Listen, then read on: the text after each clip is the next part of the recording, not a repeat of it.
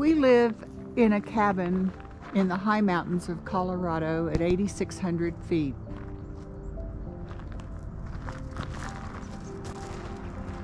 Every day, my dog and I take a walk into the forest. That's Lily. Her main objective in walking is to hunt anything that's a rodent, and mine is to be in the forest.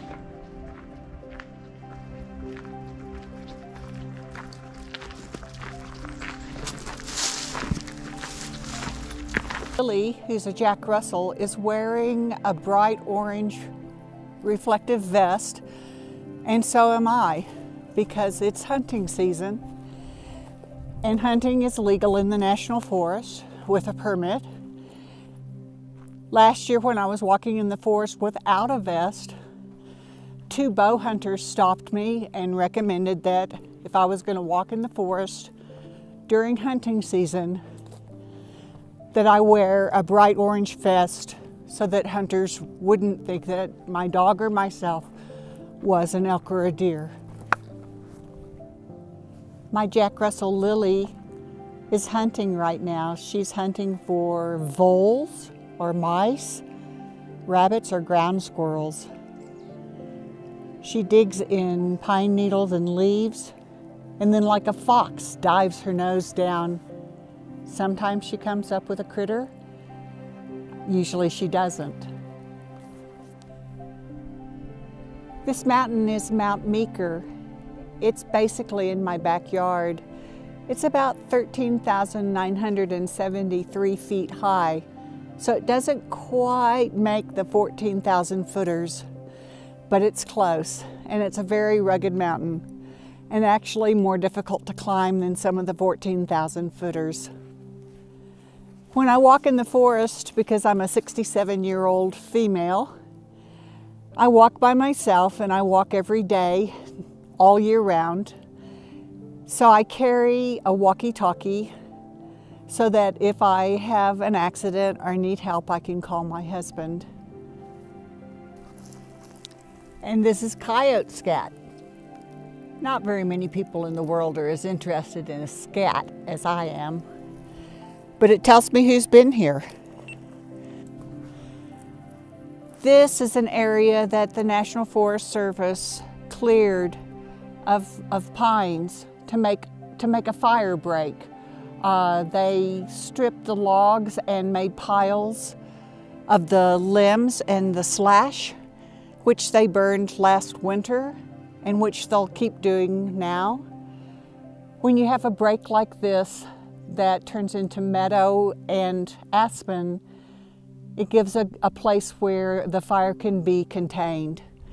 So that's what the Forest Service is trying to do here. As you can see, we have patches of snow still. We got a good snow about a week ago, about 12 to 14 inches up here, which is good. This is November 6th, 2020.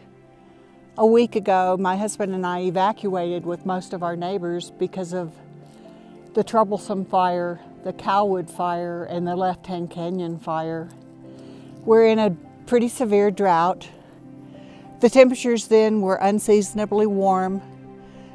The fire did dampen down because of the snow that we got, but we have not gotten as much snow this winter as is typical for this time of year. So we're hoping for good snows this winter so that our rivers will recharge and to abate the possibility of fire next summer. And now I know a large deer passed here yesterday because this scat is new. Lily, my dog, is sniffing an elk hide that's left over from a kill. So I've started calling this area of this meadow the boneyard because I repeatedly am finding elk who have run back to this meadow after being shot, probably.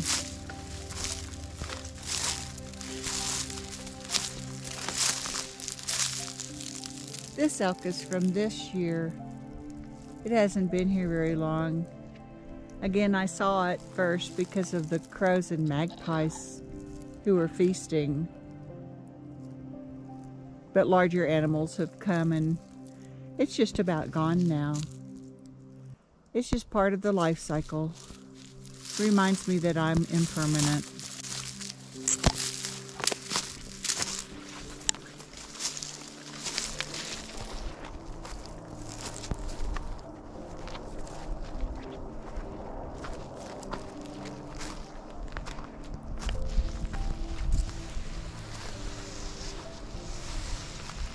This is another elk carcass that appeared this year, not very far from the other one.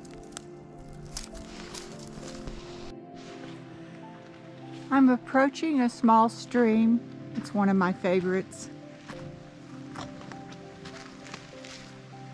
Usually in the summer, I can hear this stream far from before I see it because of the sound of the water.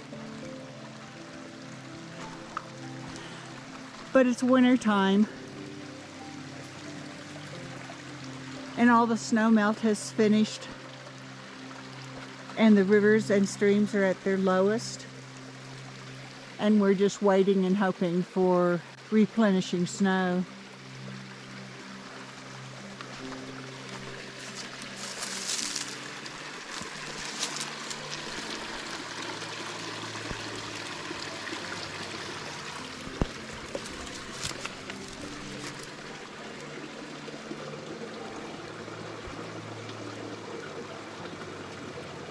I like to just sit here on this little bridge and watch the water flow and let my mind flow away.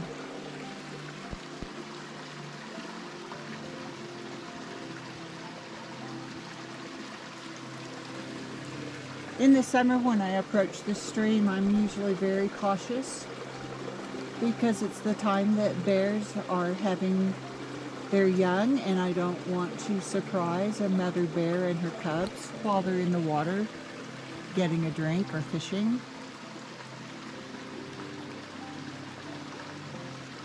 Some of the bears may have hibernated by now, but it's a little bit early and it's been so warm. My guess is they're still about trying to forage for food for the winter.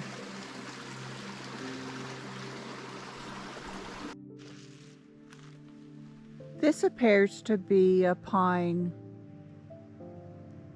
that a bear or bears have used as a scratching tree. All the bark is torn off and sap is running down, and there are claw marks in the wood. So they'll stand on their hind feet and scratch trees.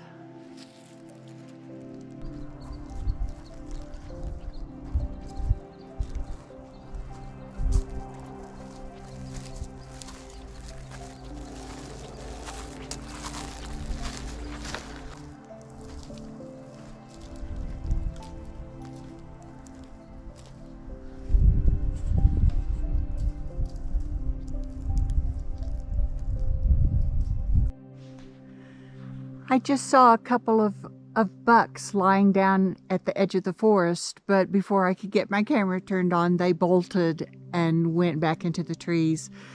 It's unusual for me to see deer, elk, or moose during hunting season. They kind of hide out. But I saw two today. I love this wildlife tree. It's a huge dead tree that's been here for a long time, and it's got so many holes and crevices that animals use for homes. I think it's fascinating.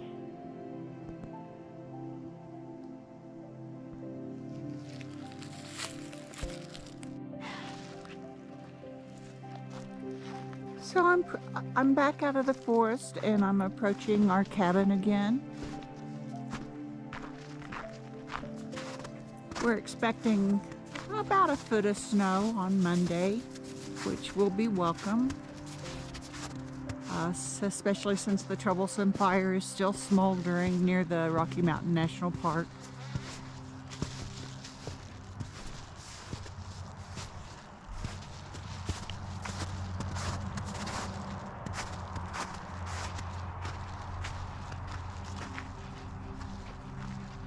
My great-grandmother had this cabin built in 1936 as a summer cabin.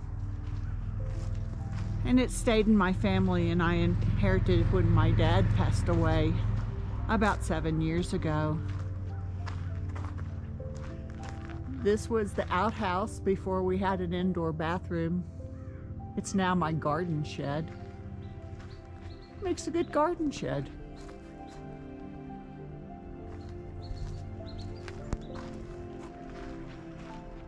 My dad built this small log structure with my nephew, and I use it as an art studio now.